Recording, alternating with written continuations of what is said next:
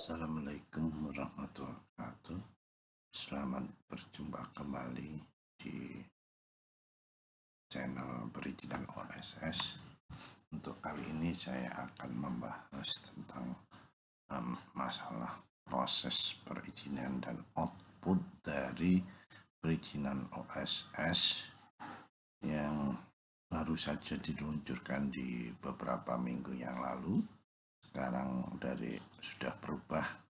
Kalau dulu versi OSS versi 1.1, sekarang OSS berbasis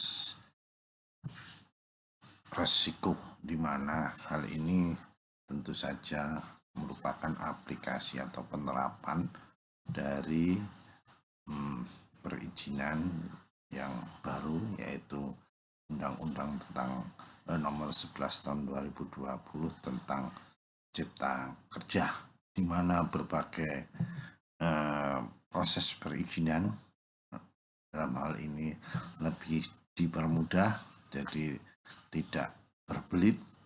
Bagaimana prosesnya adalah sebagai berikut. Pertama, ketika Bapak Ibu mengajukan permohonan, harus mengisi data-data sebagaimana di versi di OSS 1.1. Kemudian di sini ada beberapa perubahan, yaitu adanya suatu kemudahan, yaitu hanya mencentang saja Bapak Ibu. Jadi kadang-kadang kalau dulu Bapak Ibu upload, sekarang cuma mencentang saja ya. Jadi kali ini saya akan membahas tentang proses perizinan OSS berbasis risiko, khususnya untuk UMK, jadi untuk skala mikro ya, skala kecil, di mana kali ini saya mengajukan permohonan usaha industri roti ya. Jadi kita buat roti yang manis itu melalui OSS ya. Di sini pertama yang harus Bapak Ibu centang ya, ada beberapa pernyataan dari proses itu, yaitu pernyataan mandiri, yaitu pertama, menjaga keselamatan, keamanan, kesehatan, dan pelestarian fungsi lingkungan K3L. Di sini Bapak Ibu pengusaha menyatakan bahwa bersedia menjaga keselamatan, keamanan, kesehatan,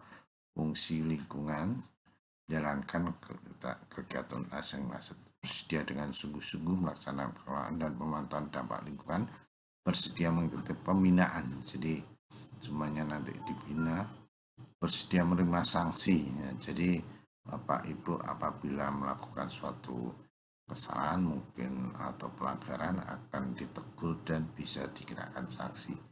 Berarti kalau Bapak Ibu sudah sepakat, itu berarti tinggal centang ya. Ini yang pertama, harus dicentang, kemudian harus memenuhi standar nasional ya. Jadi Bapak Ibu cukup mencentang ini, tapi sebelumnya Bapak Ibu harus membaca ini dulu. Bersedia memenuhi persyaratan standar nasional Indonesia, kemudian bersedia memenuhi seluruh pernyataan dalam daftar isian persyaratan SNI dalam dokumen ini, bersedia menyatakan bukti ya, jadi bersedia pembinaan. Jadi masih ada pembinaan, terus berkomitmen untuk tidak menggunakan tanda SNI bina UMK apabila tidak dapat memenuhi ketentuan dalam butir 2 dan 3. Jadi Bapak Ibu harus memenuhi standar, jadi mutunya stabil ya. Jadi jangan sampai Bapak Ibu melakukan proses yang tidak sesuai dengan standar yang telah ditentukan. Nah, ini dicentang ya, ini. Kemudian standar nasional ya. Jadi karena ini roti ya, ini yang diajukan roti, di sini pernyataan ya sesuai dengan permohonan yang diajukan. Kalau Bapak Ibu mengajukan di luar roti ya berarti ini penyataannya beda. Nah, di sini karena roti ya, jadi merupakan produk yang memiliki rasa manis menggunakan bahan baku tepung berbasis bebas dari kontaminasi fisik, bau sesuai dengan karakteristik bahan dan tidak berjamur. Bahan-bahan lain berupa gula dan lemak digunakan kering, tidak berbau tengi dan bebas dari kontaminasi fisik. Menggunakan ragi atau komir yang bersih, menggunakan air yang tantan berlaku berarti air yang bersih, yang higienis, jaga kebersihan peralatan produksi ya, menggunakan kemasan bersih, kedap air tertutup rapat, tidak rusak ya, menggunakan label ya, jadi harus punya label produk, ada batas kadaluarsanya, kemudian Bapak Ibu cukup dicentang ya. Kemudian di sini pernyataan usaha mikro, ada usaha kecil terkait dengan tata ruang. Jadi tempat atau lokasi berusaha itu tidak semua orang dengan seenaknya bisa melakukan usaha di semua tempat, karena secara aturan tata ruang itu diatur oleh peraturan daerah di pemerintah kabupaten atau pemerintah kota setempat. Jadi Bapak Ibu tidak asal aja boleh berusaha di semua lokasi. Mungkin kalau itu bisa mengakibatkan pencemaran, mungkin pencemaran udara kalau besar ya, tapi kalau ini mungkin enggak ini, jadi kemacetan ya, misalkan kemacetan, jadi juga akibat dari penggunaan tata ruang yang tidak sesuai. Jadi di sini harus sesuai dengan perda tata ruang lokasi Bapak Ibu, di mana tempat Bapak Ibu berusaha harus sesuai ya.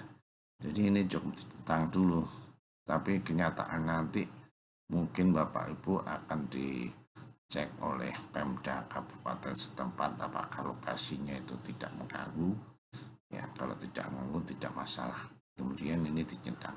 Kemudian surat pernyataan kesanggupan pengelolaan dan pemantauan lingkungan hidup atau SPPL ya. Jadi setiap usaha itu harus ada risikonya dan ada dampaknya. Jadi Bapak Ibu harus bersedia mematuhi aturan tentang tata cara pengelolaan lingkungan hidup. Di sini Bapak Ibu bisa membaca semuanya. Jadi karena ini roti ya, jadi limbahnya enggak terlalu, meskipun ada, tidak terlalu berdampak ya terhadap lingkungan.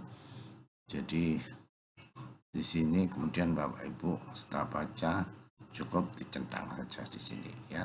Kemudian ya lanjut ya, ini klik lanjut. Nah setelah semuanya itu di klik ya, dari artinya Bapak Ibu harus mengikuti aturan. Kemudian ini sudah muncul namanya nomor induk berusaha. Di sini karena Bapak Ibu ini mengajukan usaha, ada berupa usaha pembuatan roti manis skala rumah tangga, jadi resikonya dianggap rendah. Karena resiko rendah, Bapak Ibu tidak perlu izin usaha. Jadi di sini NIB nomor induk berusaha itu berlaku juga sebagai izin usaha karena resiko rendah. Tapi ketika risiko menengah dan risiko tinggi beda lagi. Yang saya bahas kali ini adalah risiko rendah untuk skala UMK ya, skala mikro ya. Jadi setelah ini muncul, ini masih draft ya. Kemudian terus di sini kemudian ini sudah muncul ya, sudah muncul izin. Jadi izinnya sudah terbit ya, jadi sudah terbit. Kemudian di sini ya nama pelaku, alamat kantor, nomor telepon, email, KPLI ya, KPLI, kemudian skala usaha